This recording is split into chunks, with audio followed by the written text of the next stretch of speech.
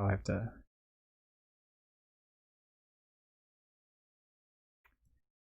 I was doing some sound testing and I did see phone on.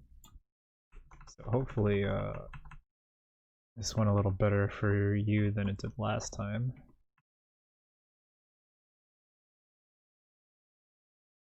And let's do this.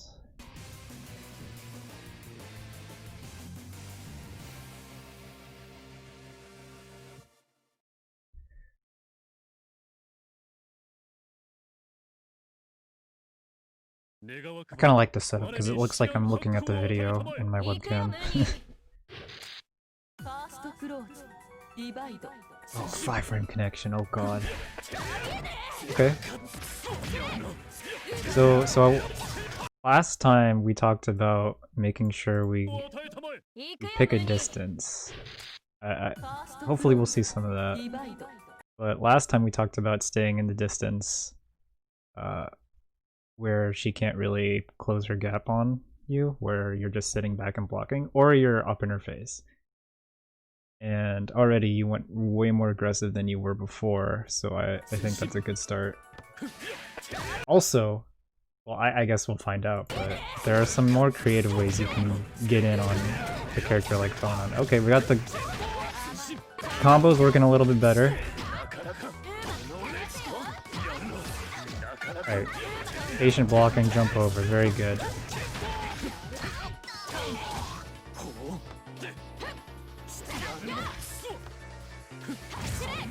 Awesome. Okay, so now we got the slow. Oh god, definitely not intended there, huh?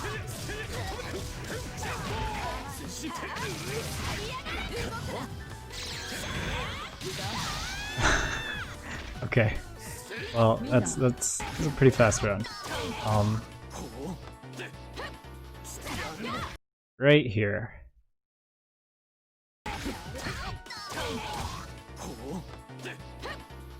If you're this far away, you should always hold down back. This move that she's doing right now is a low, and it reaches full screen. So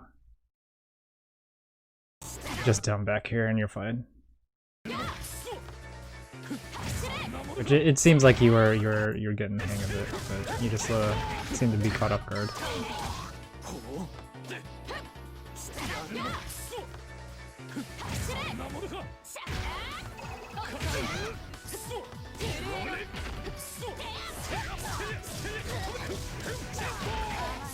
Okay, okay.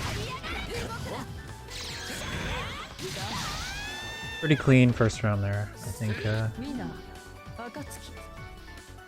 Not much to talk about there.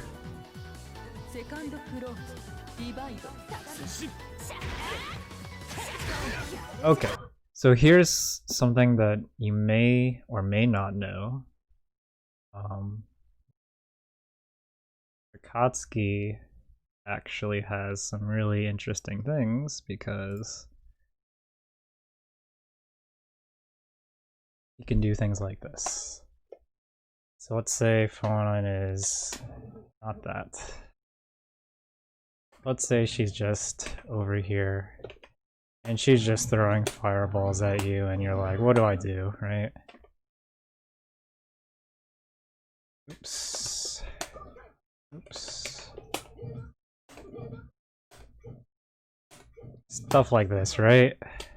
She's gonna pester you a lot. So what we can do is, there's obviously this, where we just run up dash block, right? That's what I suggested in the last session we had. But another thing you can do is, you've been trying things like this, where you jump assault over, or you jump and then you do like 60 in the air, right? But good Phonons are gonna counter that. They're gonna bait you, right? But we have a way to deal with that too. Akatsuki actually can do double jumps in the air. So this is where he gets a little tricky, right? Like, she sees you jumping over the fireball, she commits to an anti-air, you just jump back. Or she goes for another fireball accidentally, you just jump over it again and you double jump. Yes, yes. Akatsuki is one of the only characters in the game with a double jump. I had a feeling that this was something that would come up. So, that's kind of why I prepared the game, right? So, this might not work after a few tries, but that certainly does. So yeah, you can definitely get a little tricky here. You can even do like jump over, jump up again, and then jump 2C. This is really gimmicky, but like it catches people off guard because they're like, oh, he's gonna like same side or cross up, jump B, that kind of stuff. When you can just do delayed double jump and do that. Cross up protection exists in this game, so this doesn't actually hit cross up. As long as you're blocking one way, you will block it. You can only get crossed up if the character lands. So you can block this either way, but you can't block this either way because Akatsuki landed. You don't really see like side swaps with double jump like that, but it is a thing you can do, I guess. So yeah, double jumping is a way to get out of those situations too. It's really useful to know.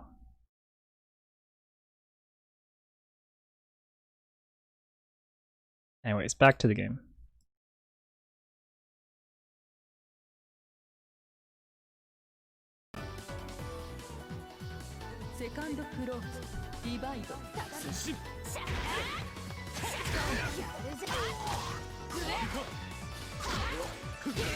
Okay, very nice. The dash blocking is working for you. The dash C, okay, that's good. One thing to note is that after dash C, you can get a guaranteed 236B afterwards at combos.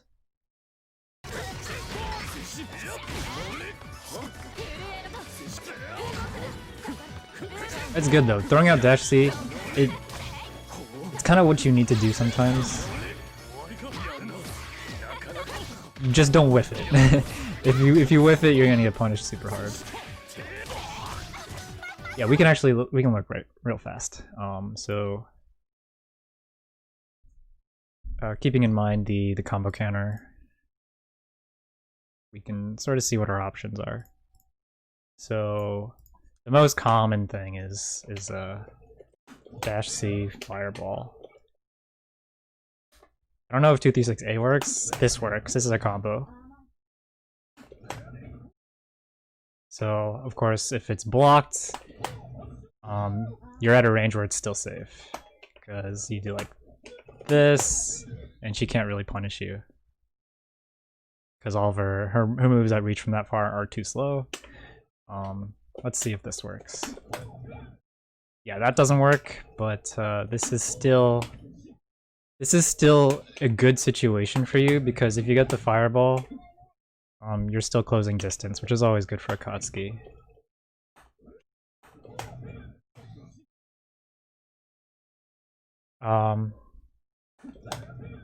You can even do slow fireball for Oki. It's okay. It's good. It forces them to block. And actually, a fireball at this range, if it's blocked, can be plus. So we do like this. Oops. Even that's a frame trap. But a fireball. Oops. That's a frame trap. Stuff like that. So if you're at like this close range and you're able to get off an A fireball, that's your turn. Assuming like you catch them hitting a button, obviously. But even then, if they block this, it's still not good for them. So, I mean, you throw out dash C. There's not much to lose from throwing out dash C unless you whiff, right? Even if you whiff, like, you're still... It's not a huge punish because the recovery on it is not that awful. Like if it gets blocked and you don't get the fireball, I'm safe. It's a really good move, yeah. Even in the corner. This kind of stuff still applies in the corner because now you're even closer. I don't know what the frame data on far dash C is. I think the farther you are, the more plus frames you have.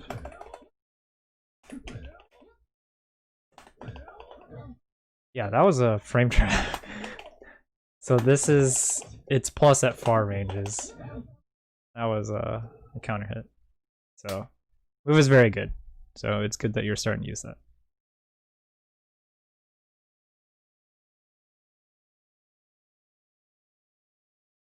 Okay. Back to the game.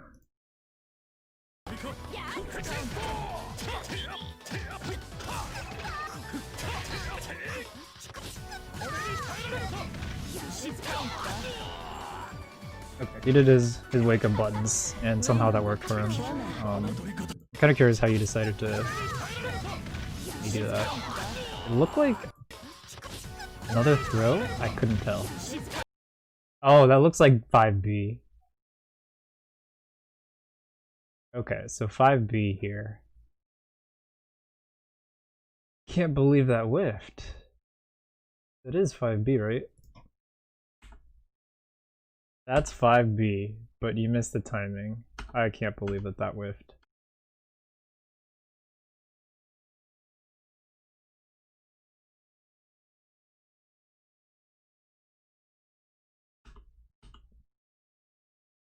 It looks like she was still in deck. So.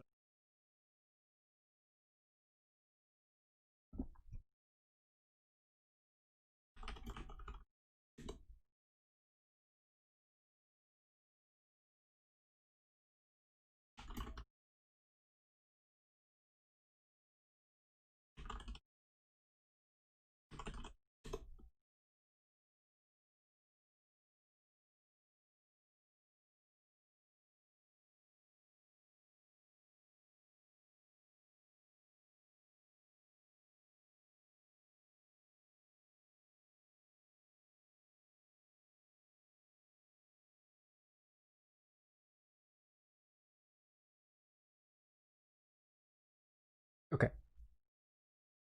So that was just an unfortunate 5B whiffing on wake up. A little too. I think that was a little too early. But 5B is really good. I think it's like +1 if it's close 5B. Yeah, Akatsuki. I'm sure you realized this and noticed it when you play, but he has different. He has proximity moves. Okay, got the raw Bitatsu. Okay, so here's something that is actually a huge boon for you if you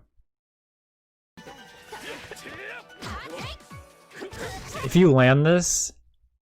That's 4k damage if you IW. Akatsuki doesn't really. So there are two uses that Akatsuki uses for meter, primarily. Extending pressure with 236C.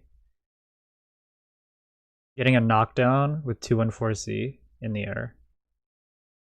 Or you cash out on IW for the damage on raw Bitatsu. The damage is honestly insane, and especially in like a round 3 type situation where you're not gonna really want to save the meter anyways. The damage is off the charts. So this is something that'll take practice, but if you manage to land Bitatsu, even just the second hits like you just did, that's 4.5 thousand damage. And that's a 2-hit combo. I like that. It doesn't even take much effort to land execution wise, so it's completely free if you land that. That's why Bitatsu is so good in the neutral, quote unquote, because you just land that raw and bam, it's one of the biggest punishes you can get.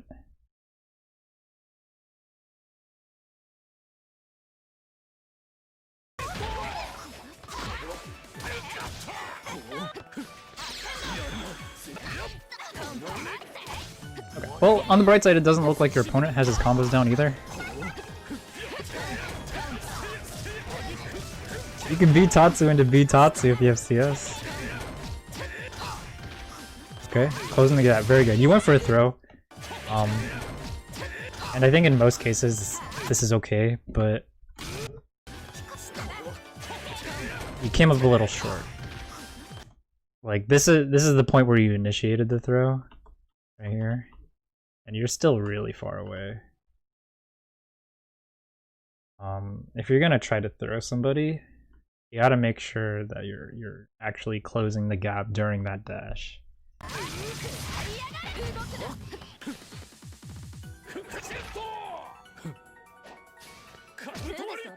Okay, that's minus, but so he must have flinched.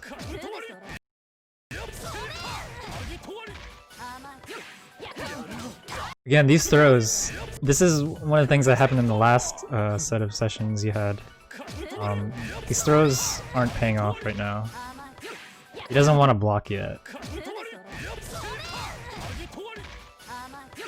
And I don't really sense the fear from him yet. Like, he's very clearly just kind of mashing when he can. Notably, right after the blocked 6B, like, he hit something here, right? So he's very clearly not going to want to block if he doesn't have to. You wanna play after this analysis session, Rink? I'm done. Okay, so nice. Okay, so 6C is actually his raw. Oh, sorry, his highest damage starter. So this is the move that you start a combo with on a punish, like off of a DP, a whiff DP. You probably don't know the routes right now, but I thought it'd be important to mention this, because that's how you maximize your damage. Again, going for the throw. He's still not scared enough. He's hitting buttons on wake up. I think it's interesting because I think there's this really interesting psychological exchangement here, because you're not it's weird to say it this way, but you're not respecting your opponent's ability to block, I guess. That's not quite what I mean, but we want to make sure that he's scared first. To put it shortly. Because he's not respecting you. That's what's happening here. He's not respecting you on wake up. He's just hitting buttons. That was a really slow button too. That was 2C. That was, oh no, sorry, that's 2B. Yeah, that's not a slow button at all. So, or not a fast button at all. Obviously, he'd be poking out with 2A if you were trying to actually mash out. So, I think you might want to consider just practicing meaty timings. I know I mentioned that last time you were just off on your timings, but the throws aren't paying off.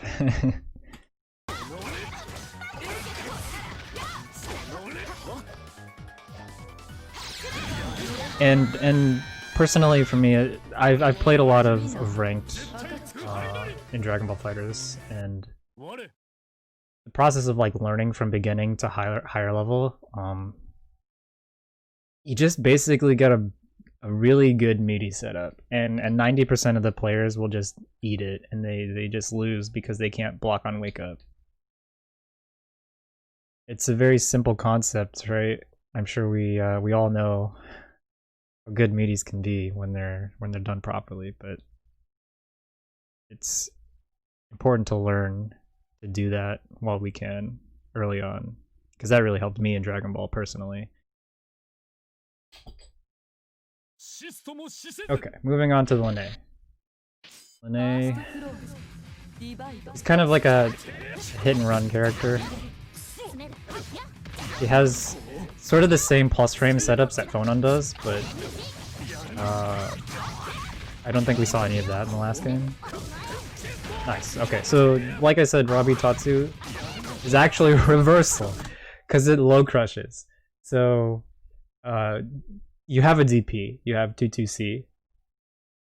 Sorry, 22B, that's fully invincible. 22A is head invulnerable, meaning it beats aerial approaches. But Bitatsu beats low meaties. So it's actually a very good reversal. Especially against a lot of characters who like to poke and prod at you, like Byakuya. Even Lene likes to poke a lot with 2B, so it's a pretty good option.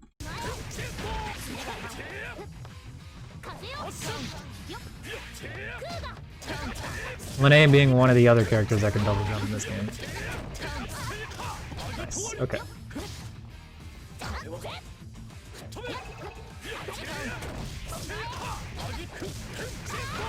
Okay. This is something to start paying attention to soon. So, I'm sure by now you realize that you could have used meter here to kill, but there's actually a second answer to this. You have CS. So you just CS and then you Bitatsu or you 5B on the ground and you don't have to spend that meter. So it's another option you have when you have Vorpal. I think you definitely want to get used to using meter here, but the CS is free.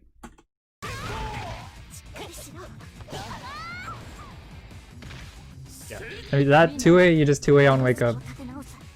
It's good, it's good. Oh, he rolled through the fireball. Okay, yeah, that's projectile invulnerable.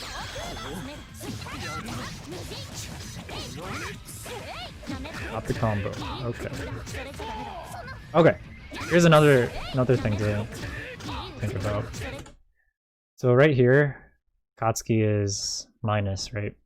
You can't be punished unless the Bitatsu is shielded. You're actually safe. You can block after this, but it's not your turn.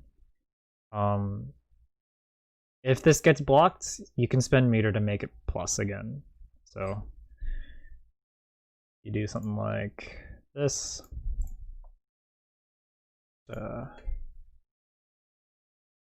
That going, da da da. You can even do grounded, and that's a frame trap if you delay it.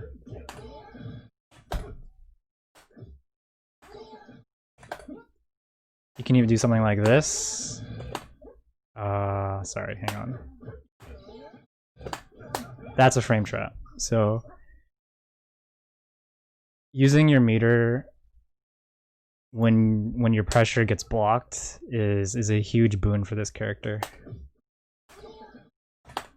Oops. Because like they can't hit a button or they get smashed.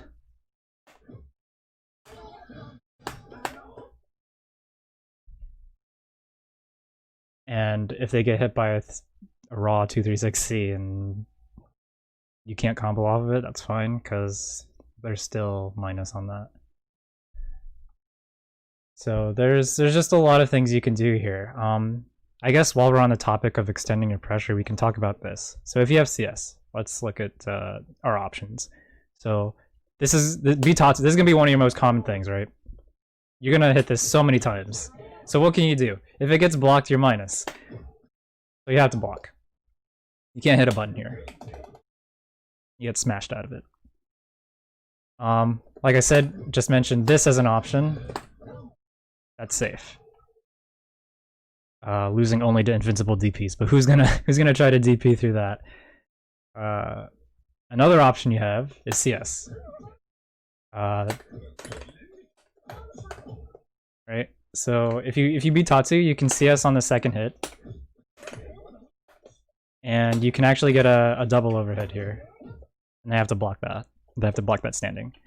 Obviously, Bitatsu, the third hit of Bitatsu is an overhead, so they have to block this standing as well.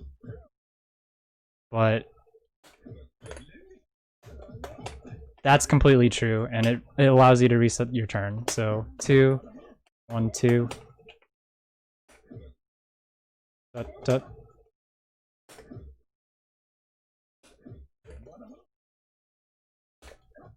And then you can do whatever you want off of that, right? You can continue to, you can even do Fireball after, so you can do... And then you can just continue to loop that over and over, as long as you have resources. And then that's when the mix-ups start happening, right? Because if they block this double overhead, then you're going to be like, okay, well, I can just do one overhead.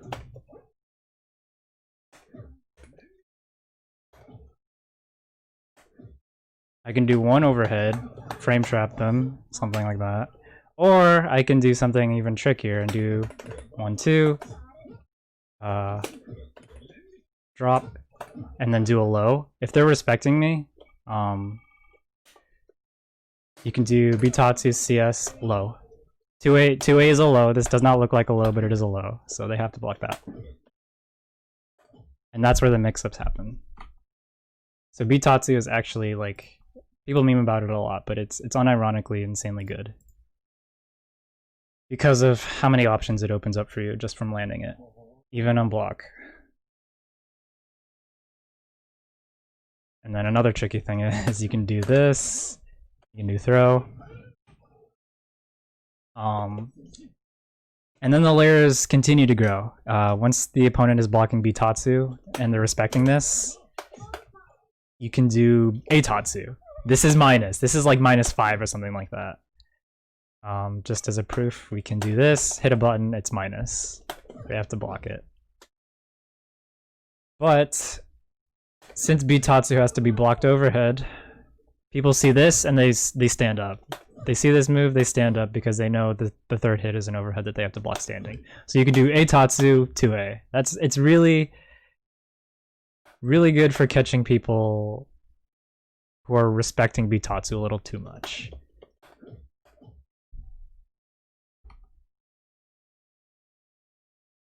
So you can do like, you get out really far, Eitatsu, and then you poke with like 2B, 2C, that kind of stuff. And then when you're at this range, where you're at like max 2C range, you can do 2D6A, reset your turn. Because that's plus, right? Mentioned that earlier.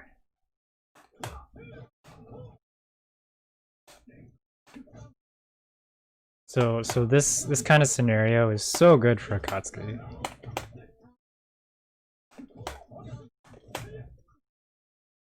There's just so many ways to take advantage of his pressure. And we could talk about that all day, really, but we're not going to talk about all of it.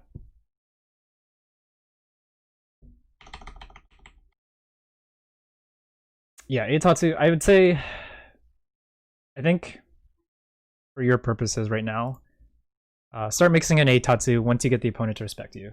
Because right now, your opponents aren't really, like, blocking, right? The mix-up only works if they block. So if they hit a button and they're mashing, it's not going to work. Because Eitatsu is minus. Get them scared of the Bitatsu first, and then you can wreak havoc. Yeah, no respect. You gotta let them mash first. Punish them for mashing. Yeah. What the exchanges are like, they're not blocking because they don't feel incentivized to block. Because they're not getting punished for mashing, right? So our goal is to make sure that they get blown up for mashing. Which, in order to punish them for having a mashing habit, we need to make sure that our pressure is good. If our pressure is good, then naturally, even if we don't combo off of our pressure, like, let's say they get hit by the third hit of Bitatsu. And we're like, okay, well we can't actually combo off of that because we're mid-screen. It's okay because we're still plus. They got knocked down, it's still our turn. So we can hit them with a third hit of Bitatsu like 50 times and win the game, as long as we don't get hit.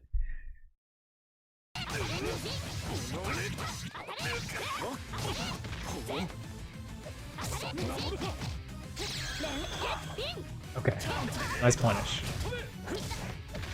Sometimes people bite a little early and they hit on the wrong side, so it's good that you like waited there.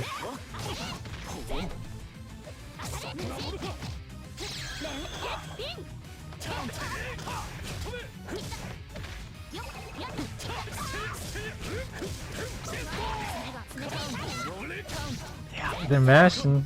You can't mix up an opponent who mashes. I think that's the fundamental problem here.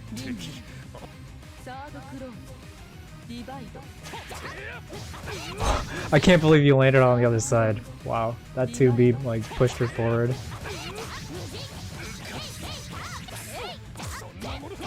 You gotta earn the 6B, man. You gotta earn it.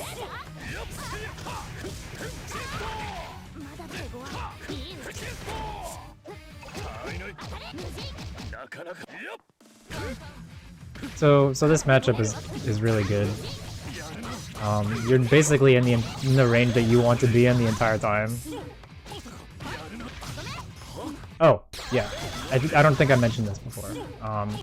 If you flash red, that's a TRM, meaning you press the button and it locked you out of the tech window for throw.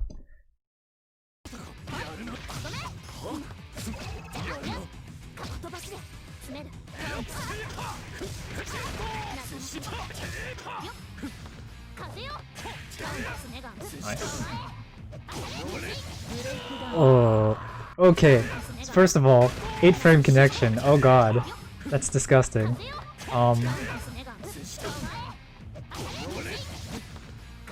Also, you threw out 5A.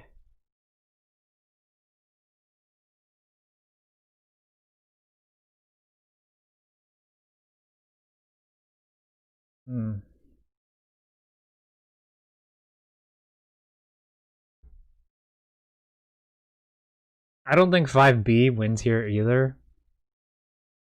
This is actually a dead zone. This is like one of the spots where you kind of lose to Lene because her buttons are faster that reach this far.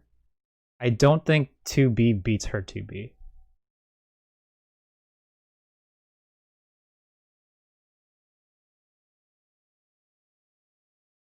So even if you went low here, I think you lose. Okay, I know you Kappa'd, but Bitatsu actually hits here. It low crushes the 2B and you actually kill her because you get a Bitatsu IW. Yeah, if you Bitatsu here, you win. There we go. Okay. Yep. So yeah, Bitatsu this range is great.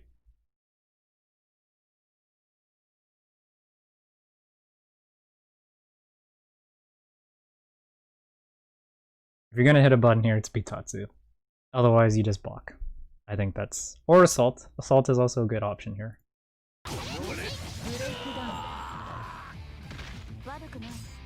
Although, trying to react to that on an 8-frame connection does not seem very fruitful.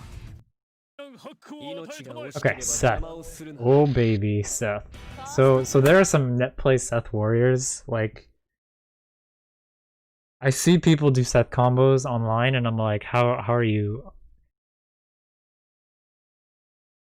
How are you a Seth player? But some people get it done. I think this character is really, really difficult to start fighting.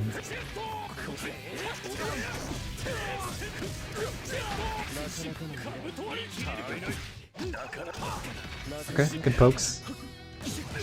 Again, going for a mix-up, you have to establish the... Remember, you're fighting completely new players here, right? So you have to make sure that they know what not to do first. Give them the good ol'... What would you compare this to? It's like when you're playing in bracket and you're playing against a player who's fairly new, and I'm gonna relate this to Smash, and you're the type of player who's like, okay, I don't really care what stage we want to go to, so we're just gonna try to go to PS2, right? But out of courtesy, you're like, okay, you're gonna ask your opponent, your round 1 opponent, and you're gonna be like, so do you want to do stage bans? And then in response, your opponent says, what do you mean by stage bans? So in that interaction, you already realize, like, oh, okay, this guy doesn't know about stage bans. This guy probably hasn't been to a tournament before, right? So that it's all about the information. You gotta know what they're willing to do first. And this guy, he was not willing to block. that's what we know now. He was not willing to block here, and you went for a throw. You basically just said, let's go to PS2 to somebody who's never been to a tournament before. Yeah.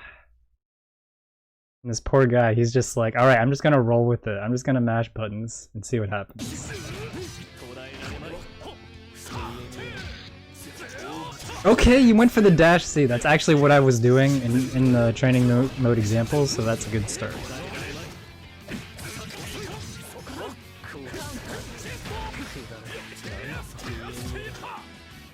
Okay, so you get to this range, and your pressure ends. I think it seems like you're not quite comfortable with the range, sorry, the pushback that happens from shielding. And this is kind of where things get a little hard for extending your pressure. Cause if you get shielded, they push you back and your next attack will whiff, and it's like, oh god, I'm gonna get punished. Doesn't look like he's gonna punish you here, but when you get to these kinds of distances, Fireball is great. It's a great option. As always, it's plus. 236A is plus. At the right distance, So, if you find that your pressure is losing ground, and they're successfully getting away from you, you can reset with a Fireball. The only way that you get punished is if they have a move that goes through that Fireball.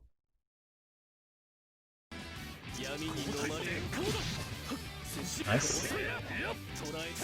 Seth is a very elusive character, so it's pretty good on you to be able to catch him here.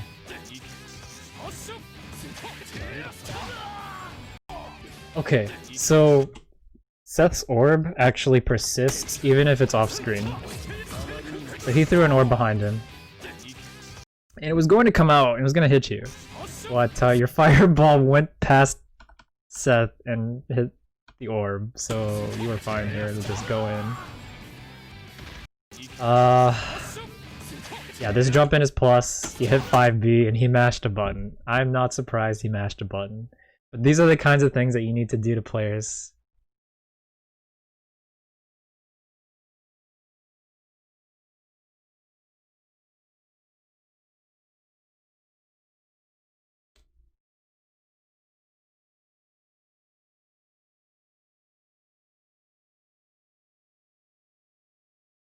So you'll just take advantage of plus frames, because people don't know to block after plus frames, and you hit them with like a somewhat slow move, not like a fast move like 5A. You'll hit them with like 5B or even 5C, depending, and they'll get counter hit and they'll die, and that's how we're gonna get past this level of I don't want to block.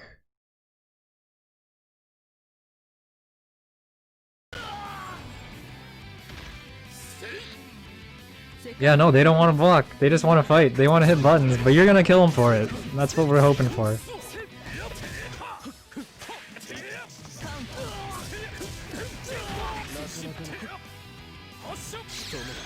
Yeah, that's completely invincible. So it'll go right through. Again with the jump 6C, very good.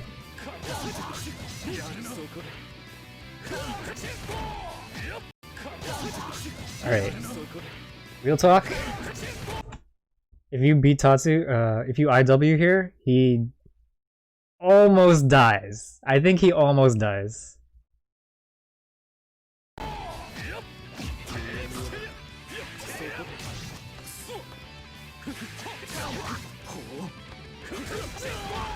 Oh yeah.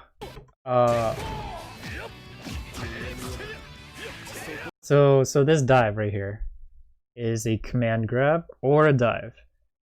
He has the option of choosing what to do off of this. There's a slight delay to the command grab, so you can react to it. But good luck when Seth has all these orbs sitting around. It's pretty rough.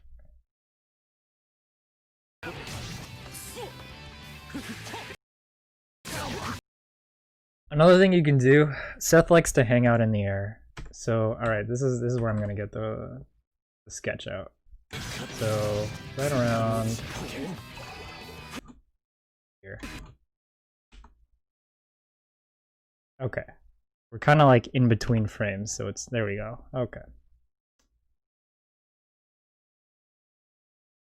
So Seth, so Seth, he's at like this distance a lot actually. So he'll shoot an orb behind him. So he'll shoot an orb that propels him like forward this way.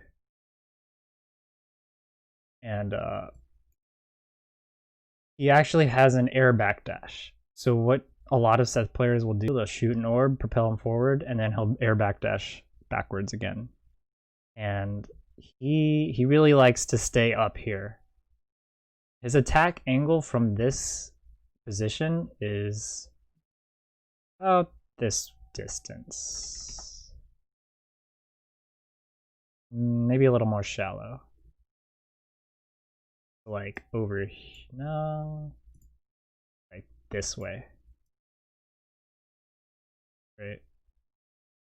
Yeah, so he has ways to control this bubble, basically, like around here. Minus the forward spot. So like he has the option of fast falling down directly downwards, and he can actually teleport off of that fast fall. Seth is a little bit more advanced to understand, so I won't really explain too much about what he does. But just know that in general, he's gonna be hanging out in like this upper third of the screen, like here, right around here.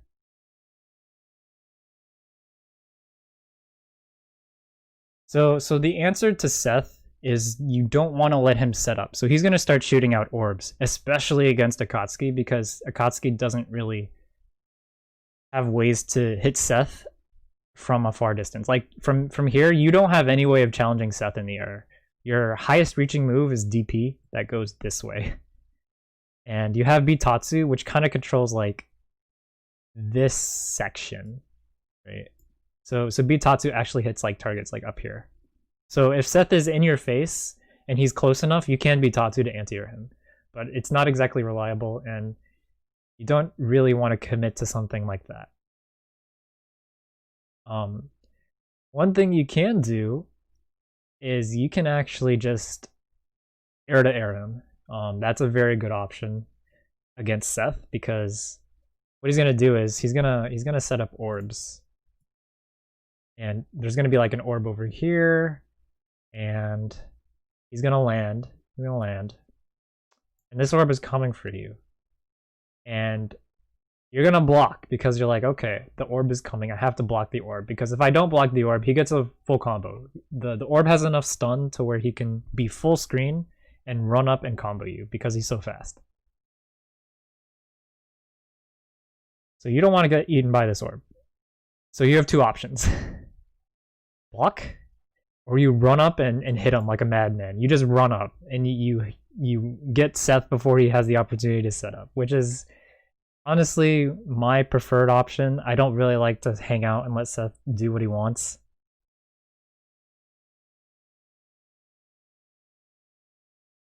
You can just dash up, block if you don't get there in time, and if you do get there in time, you hit the orb. The command grab is something you'll have to get used to. So the tough thing about the command grab is that it actually hits you while you're in block stun.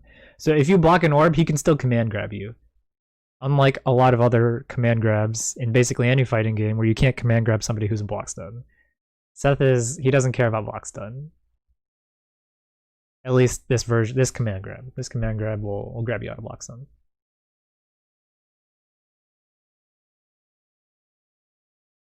Okay. So yeah, Seth, very advanced character. Takes a lot to really understand. So I won't blame you if you get hit by any of the gimmicks here.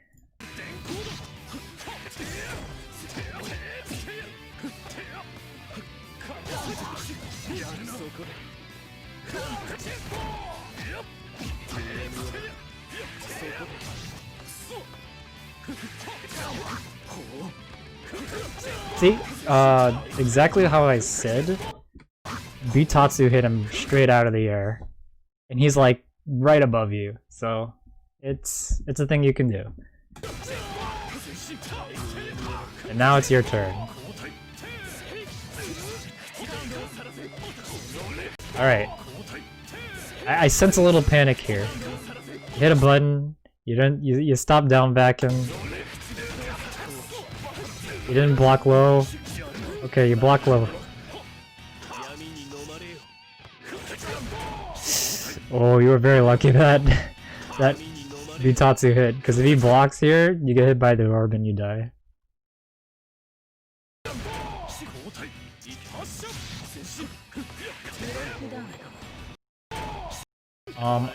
Actually, this is kind of a weird side thing, but let's say he blocks this.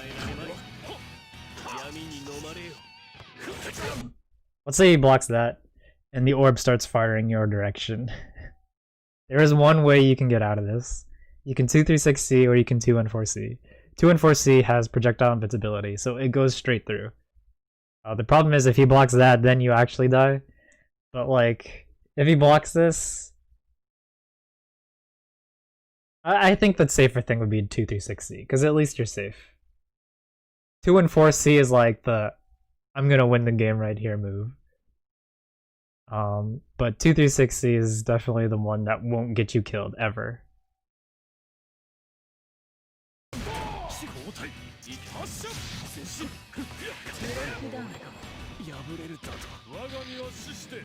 Doing 214C got buffed in Claire. It has faster startup and it knocks down. Oh, we got the Mika theme. Okay, phone on again.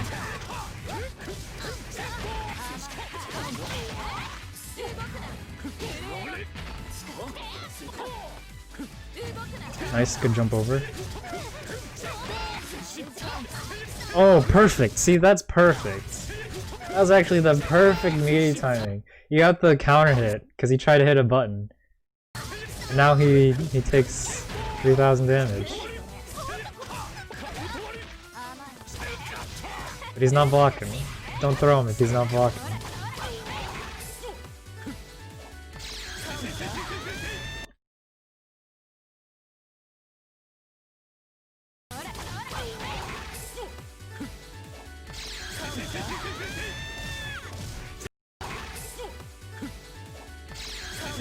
Gotta be kidding me. You're insane! That wasn't even like empty hop Bitatsu. That was just I'm gonna kill you. Oh my god. Okay. No comment on that one.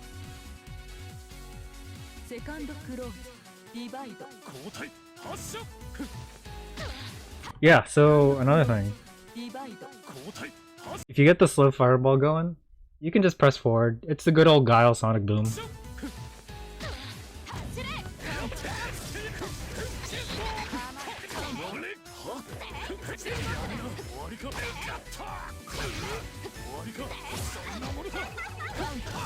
Nice, that was a sick poke out.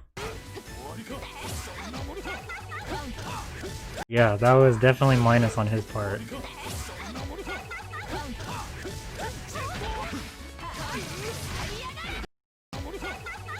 Alright.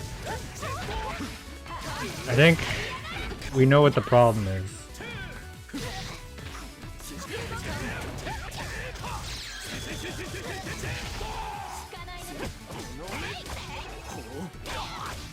You know, you can 6B if you really want to.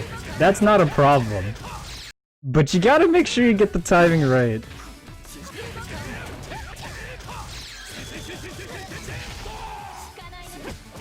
And yeah, you gotta get them to block.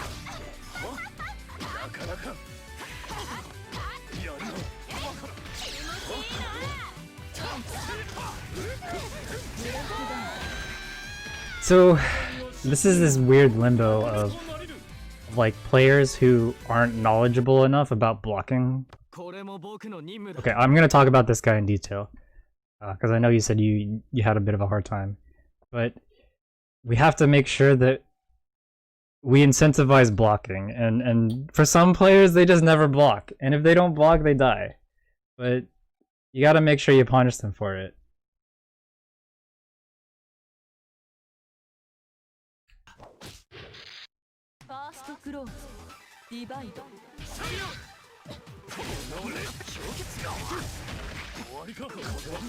That's an overhead. I'm sure you realize that.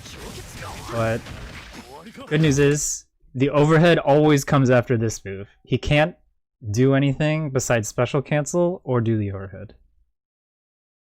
So if he does this move, he's committed to either a low or high.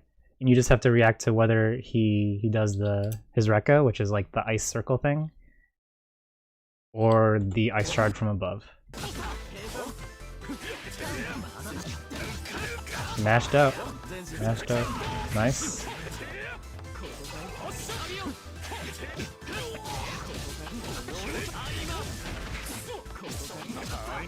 Nice. Okay.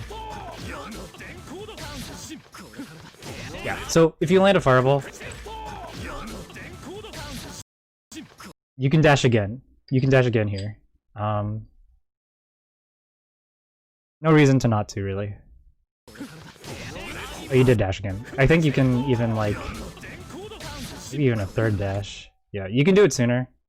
You might be able to squeeze in a third dash and still block. Okay, whip 60. Okay. This is part of his game plan. He puts you in the blender with his Rekkas. So from here he can do low, double low, overhead. The only thing you don't have to really worry about is cross up. He can cross you up, but again, like I mentioned earlier, there's cross up protection. So as long as you react to this side switch and block the other way, you're good.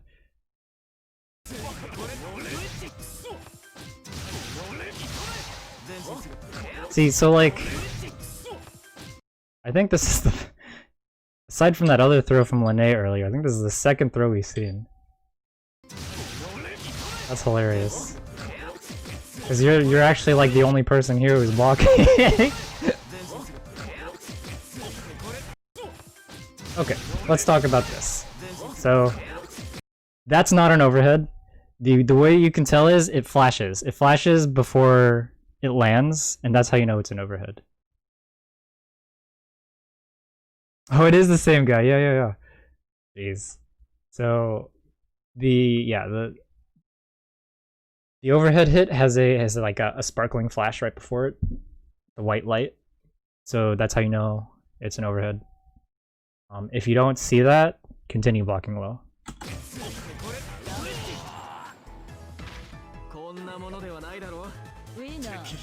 Andrekia.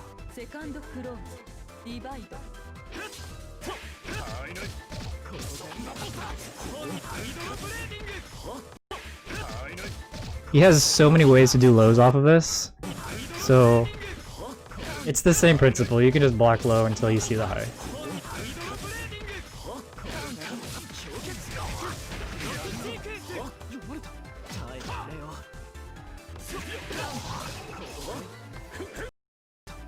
I'm kind of starting to think that your air assaults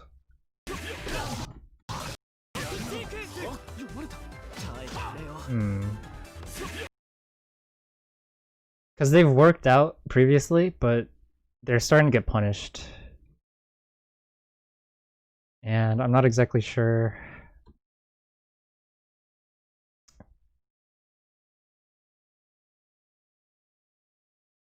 Okay, so it looks like he jumped first, and then you jumped second.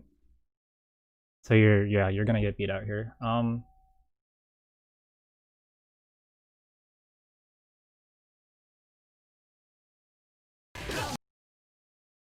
You chose 6C, which is really slow. As a Kotsky, your air to air is 5B. 6C though, great for grounded, air to ground. So yeah, if you chose 5B here, I think you actually beat him because this is his jump C, and that's also very slow.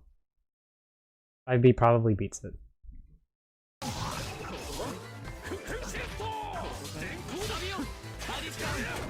Nice. So yeah, 6C is godlike for air to ground. You gotta make sure they're on the ground first.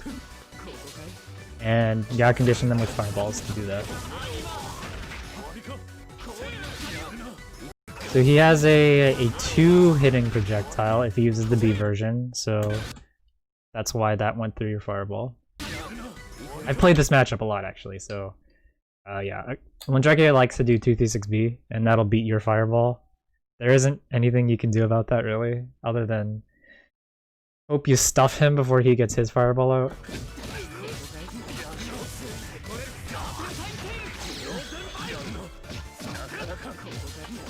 Nice. Good blocks. Ooh, nice. Okay. Yeah, so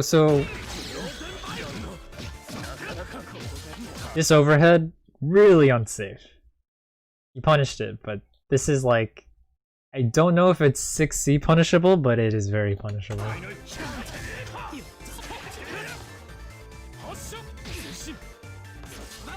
That's a DP. This move is a DP. If he whiffs it, kill him for it. He's dead. His life is flashing before his eyes. He's panicking. At least I'm panicking. Oh! That being said though, he does have a way to... He has a follow-up to this. He has a follow-up. I don't think the follow-up can be done on whiff, but if you block, he can do a second hit. Yeah. I mean, it's textbook, like, what is he doing? That's a thing? He can do that? Yeah, that happens.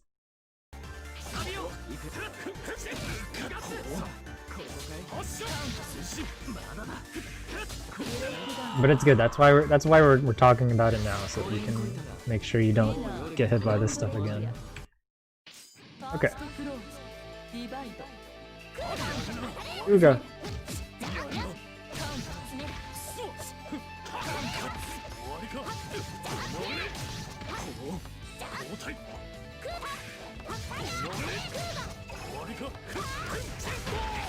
Yeah, Pitatsu, gonna win you a lot of games if you get somebody trying to meet you.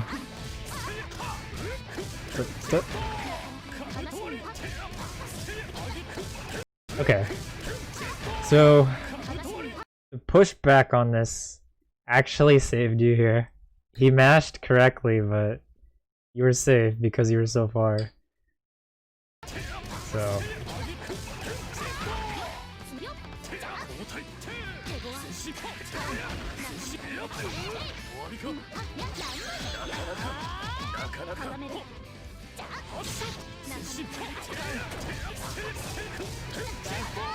Okay, very nice, very nice.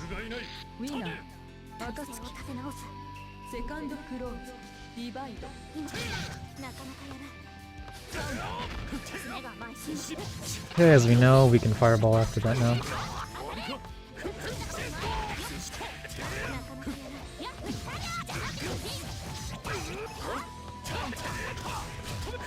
I'm surprised that you had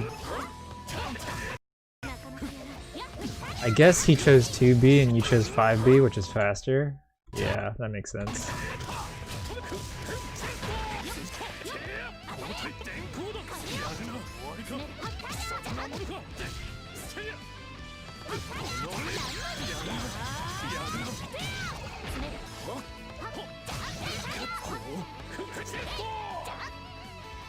Hold on. Okay, yeah, nice. I like that. That's exactly what you need to do. Land the fireball, get in there.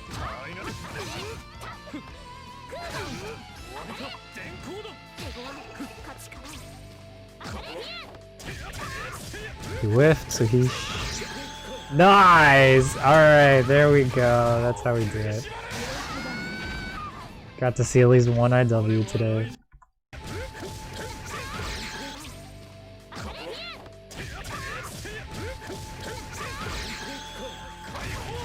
Awesome, awesome. Okay.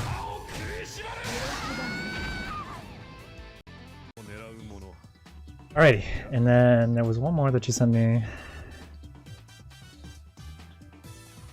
that we can plug in really fast, and we'll take a quick look at that.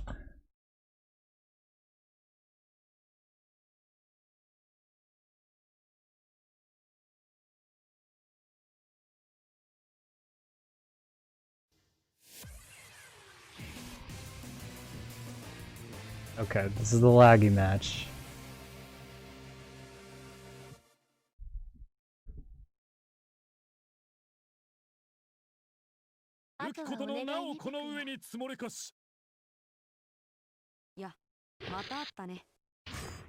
I want to see record-breaking frame numbers here.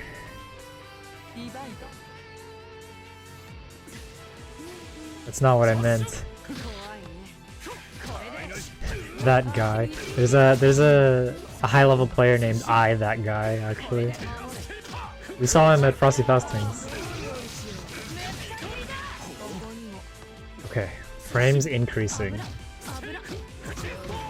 Bitatsu, still around. Doesn't care about the frame delay.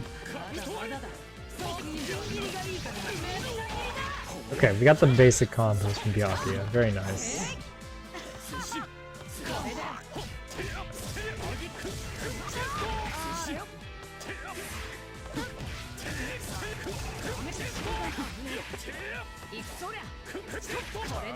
Yeah.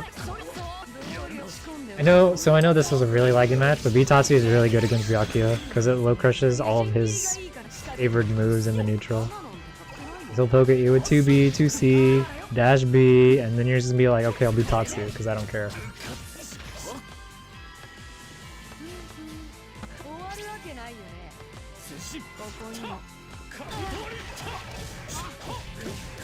That was... Oh no! Oh! Please, hit him! Oh! Okay, well... I'm gonna blame the lag on that one.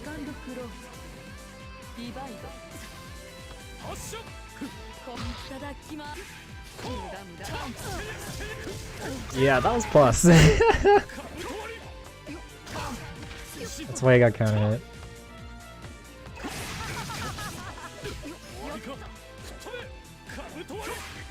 Oh my god, this guy's crazy. He's jumping everywhere.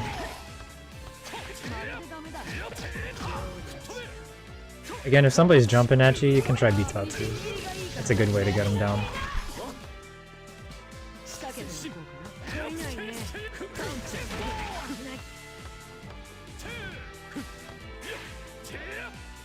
Oh!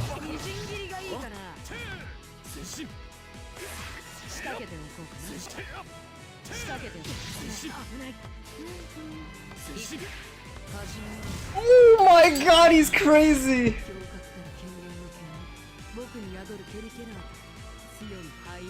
You're not dead though.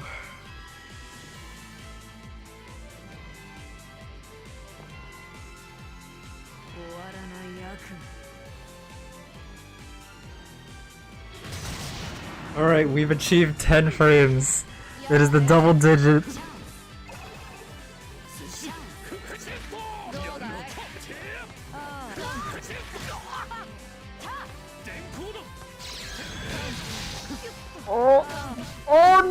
not the 6B! If you died because you tried to go for 6B, I would have been so sad.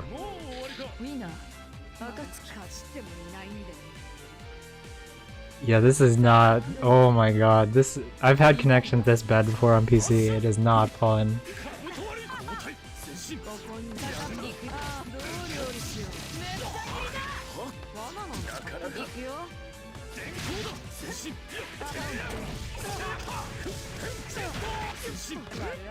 Ooh, yeah, that move is definitely not good on block.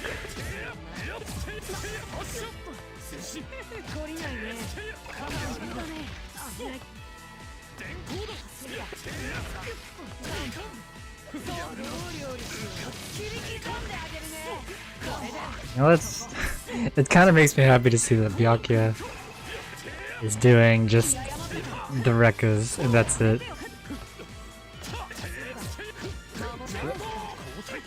Nice backdash, that was good. That's one way to get out of a bad Bitatsu.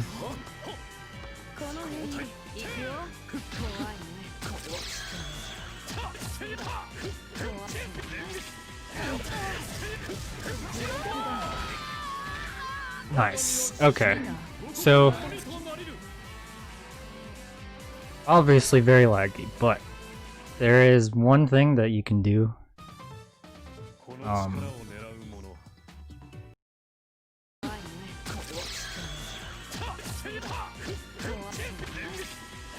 I just realized you see a I was like, wait a second. And you know, if that's how you gotta use CS when you're starting, that's perfectly fine. That's how I started using CS when I was learning the game. You just do a special move, CS, that's it. That's all you need to do. You just need to get in the habit of using it. Good. Okay. So that's the last game, but there was like one or two things that I wanted to really briefly bring up right before we close out the analysis, because I think this is important for like next steps. So obviously we talked about using meter, we talked about using CS, we basically talked about extending your pressure and keeping your turn. That was kind of the focus of what we talked about today. But there are a few other tools that I think you should know, because I think it'll save your butt quite a bit.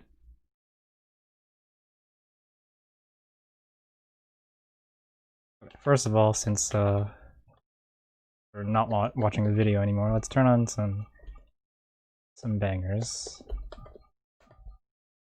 Okay. So, one thing that Akatsuki has is his DP. I did not see DP in this session or the previous session, so this is something that will come in handy all the time. Like, it's a DP. The good thing is, it side swaps for you. It's not like a 6-2-3 DP, like traditional Shoryuken style. It's a 2-2 DP, meaning if the opponent side swaps you, it autocorrects, and you go the other way. So it's really, really good. This is one of my favorite DPs.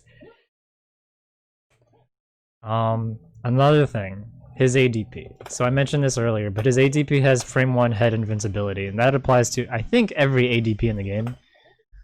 So one thing you can do is, if the opponent is trying to meter you, or rather, if they're trying to bait out DP, like they run up and they get you knocked down, and they run up and block, you can do ADP, and you can confirm whether or not the DP hits. If this DP gets blocked, you can cancel it with 236C. And what do we know about 236C?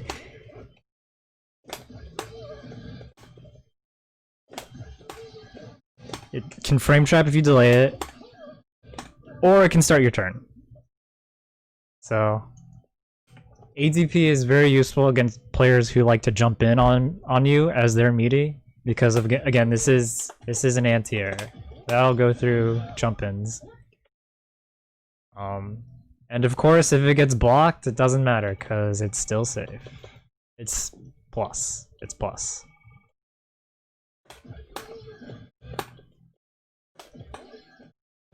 And you can get either the grounded or the aerial version, depending on how early you cancel it. So it's up to you. I think there's more benefit to getting the grounded, personally, but it just takes a little bit more practice to react to this. Like, if you do this, you're basically saying, okay, they're gonna block it, so I'm just gonna take my turn back. That's kind of what that early cancel is.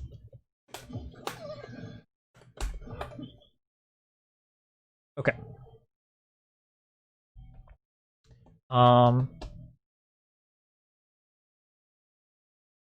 Force function.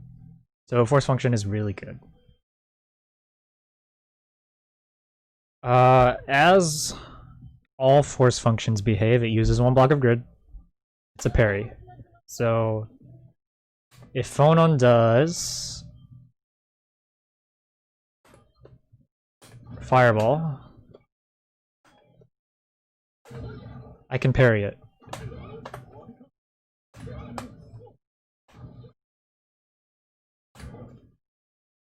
The problem with this is you have to parry it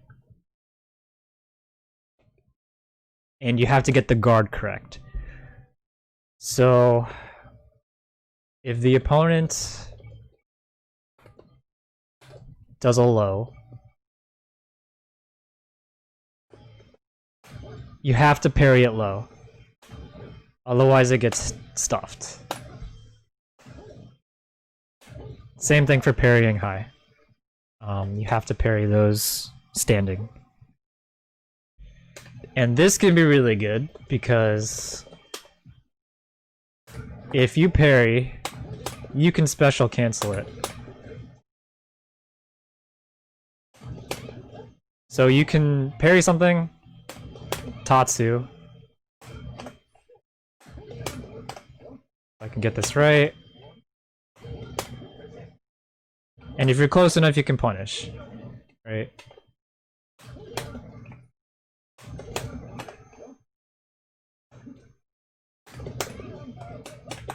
And you can do combos off of it too. It's a great way to just close the gap if you know the opponent is going to commit to something. You can parry as you basically would with any parry. Like, I've seen stuff like, oh, I'm gonna DP on whiff. Okay. I'm just gonna parry because you're gonna try to punish me. Or another really cheesy thing is, if someone blocks your Butatsu, we know Butatsu is minus, so they're gonna block. We can do this instead. We can Butatsu and then parry. If they try to hit a button to punish us or get their turn back, then we parry them for free. So... right?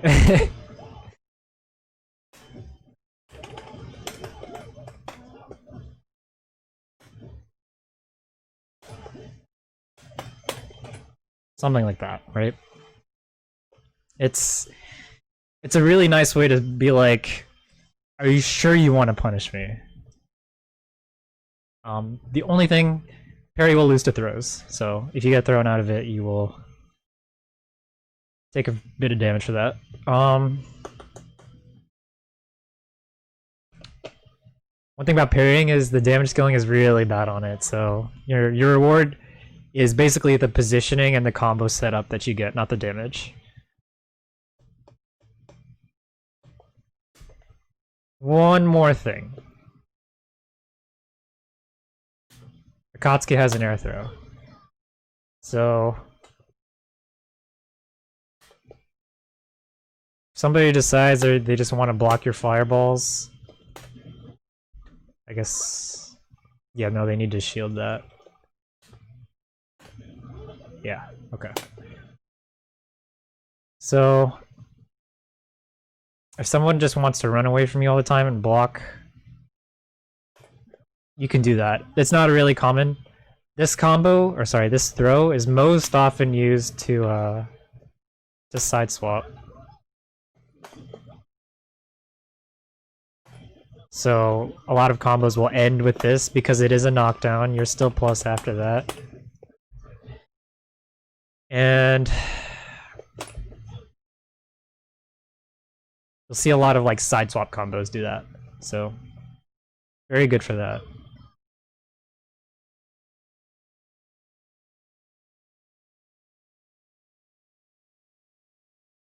Other than that, I think that's all the tools that... There's this, there's this, there's this.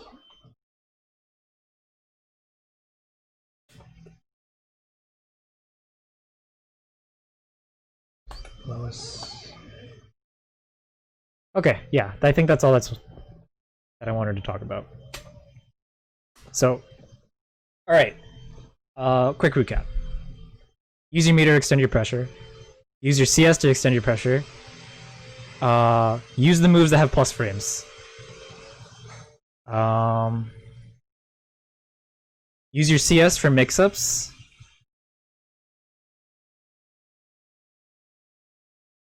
Get your meaties done.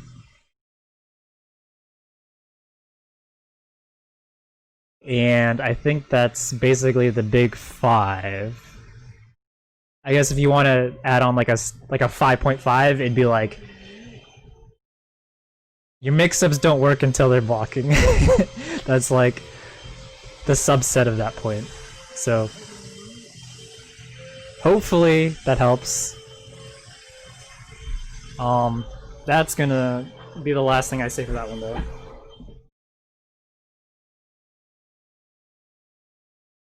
Alrighty. Hopefully you end up practicing some of that for the next session. That's gonna be it for the analysis though, so hopefully anybody who was watching enjoyed that and learned something, and I hope you all apply this to your own fighting game knowledge. But that's gonna close it out there. I'm gonna go and play some games with Rincario. I'll still be streaming, but that's gonna be the end of the analysis, so feel free to dip if you guys are done watching for that.